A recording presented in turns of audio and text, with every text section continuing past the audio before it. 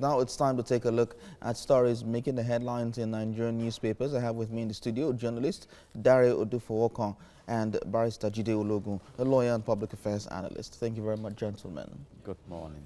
Good morning. So we'll look at the stories and the headlines this morning, of course, starting with the Daily Trust. It says here, BUHARI 1 trillion naira wasted on constituency project in 10 years. The writer says the amount could finance Abuja, Lagos roads, others. 300 MDAs inflate project by 18.62 billion naira. The NewsDirect says Senate probes Gencos discos over unsteady power supply. Power committee to submit probe reports in 4 weeks. The Blueprint says BUHARI, public sector corruption hinders service delivery. Seeks speedy passage of special crimes court bill. Orders ICPC to beam searchlight on MDAs, not IPPIS. How politicians deal with empowerment projects. The Daily Times says Bayelsa governorship poll. Governor Dixon opens up on PDP's loss. Says he went to Jonathan 16 times over consensus candidate. Alleges APC forcefully took over state. Describes associating ex-president with Lion's victory as unfortunate. The Daily Sun is saying here, BUHARI hits National Assembly, accuses lawmakers of squandering 1 trillion naira in 10 years, mandates ICPC to go after contractors and collaborators. The Vanguard is saying, bloody GUBER polls, PDP women leader burnt to death, home razed. The Guardian says how fake police overpowered 66,241 officers in Kogi, Bayelsa State. Helicopter was on the mission to scare troublemakers, says IGP. PDP kicks, says explanation speaks volumes. Dixon rejects results, says election was a military coup. That's in the Guardian newspaper. So we'll stick with the story in the NewsDirect this morning. And it says here, Senate probes Gencos discos over unsteady power supply. Power committee to submit probe reports in 4 weeks. Senate probes Gencos and discos over unsteady power supply. Gentlemen, what do you think of this? We've not had power supply in a long time, steady power supply actually. Since 1999, it's been reported that we spent over $2 billion in the power sector alone. And we're still in this quagmire at this point. Yeah, this is the right way to go. Okay. And this is what we've been saying. You cannot claim you want to correct a problem or solve a problem without addressing the root. The generating companies inherited what used to be NEPA, as well as the discos. Yeah. Old NEPA was unbundled, and out of it came generating companies, distributing companies, transmission companies, which we now have as Gencos, discos, Trancos, and Trancos. Now, what exactly is the issue with us? We don't have power supply, no regular power supply. Which of these have we been blaming for our woes? The discos. Forgetting in most cases that these discos are to distribute, and they will only distribute whatever is generated. Now the generating companies, do they have the capacity to generate? But at the point, the generating companies complained about the discos not buying power, and the discos complained about the generating companies not giving them enough to distribute. Okay. It's a back and forth. But the truth of the matter is, you are coming into a business. Your own business is to generate. Are we, in all truthfulness, able to say the people who gave the generating companies to have the capacity, were they ready when they took over?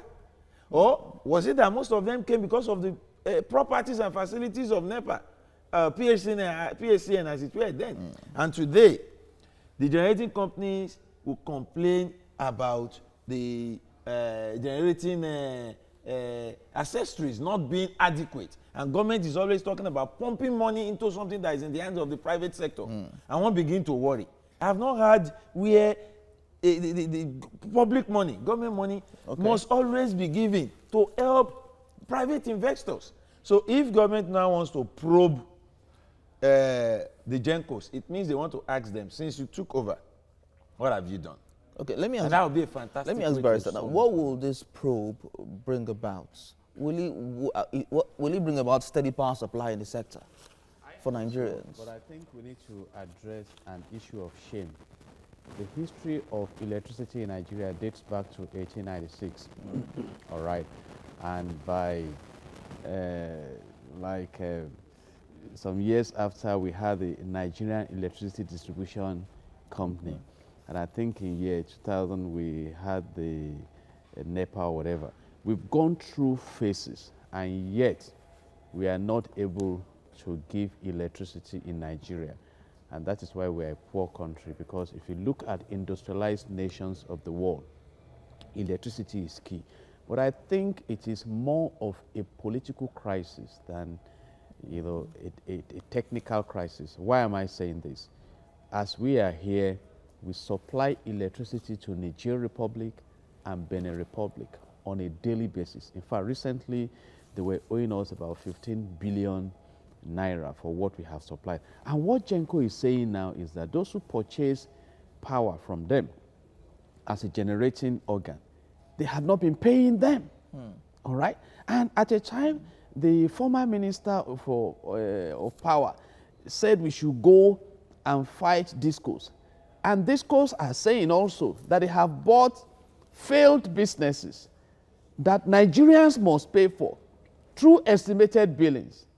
Now, give prepaid meters, despite all the policy statements. These things are not being implemented. So if the government realizes the power of electricity in driving the economic fortunes of this country, we won't be playing politics with this. Like Mr. Dare brilliantly mentioned, we have read about allegations of those who spend, billions of dollars. And that's why I always talk about returns on investment. How much have we invested? You can imagine from 1896, we are in 2019. I mean, even as an independent nation politically, we are 59 years old. And for the purpose of instruction and appeal to those who are driving the processes, is this what you find in the UAE?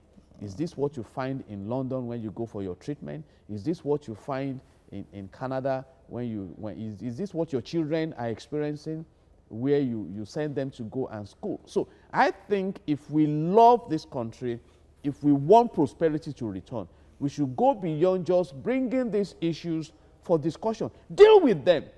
If not, why do we have that structure? We have the regulatory, we have the transmission. So we should now be suffering for the blame. So to the point that they are now threatening that the country may go into blackout. And that is a vulnerable governance system.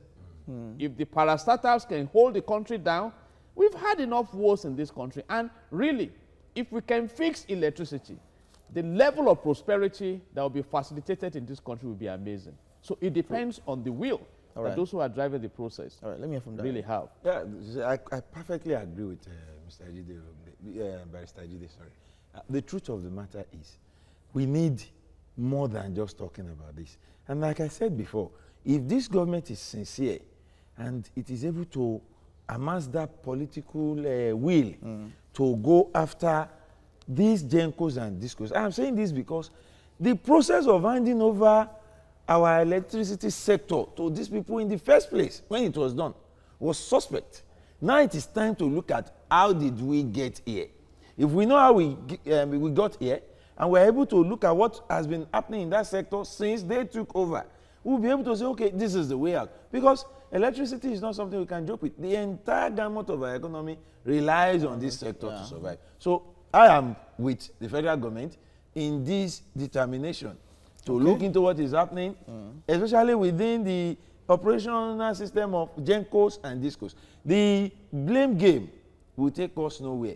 And Genco must understand the fact that they carry the weight of generating. And we know that one thing that has been very obvious is that there have been complaints that we are not generating enough. Even if what they generated is not being distributed, are we actually generating enough? And if we have enough to take outside the country, like it is being said, why is it that within the country we can't even have enough? If it is discos that are not taking it to the homes, what is the problem between the two of them that is preventing power from being taken to our homes? So once we are able to look at all this, if it needs that we return these systems to where we were so that we can start all over and then reassess ourselves and move forward. Right. It better be done in the interest of our survival as a nation, because 59 years after independence, if we are still grappling with power, then we have not started. All right. All right, thank you very much, gentlemen, for talking to us on this situation. Of course, you're watching TVC Breakfast, and we're streaming live on YouTube. You can connect with us on Twitter using the hashtag TVC Breakfast.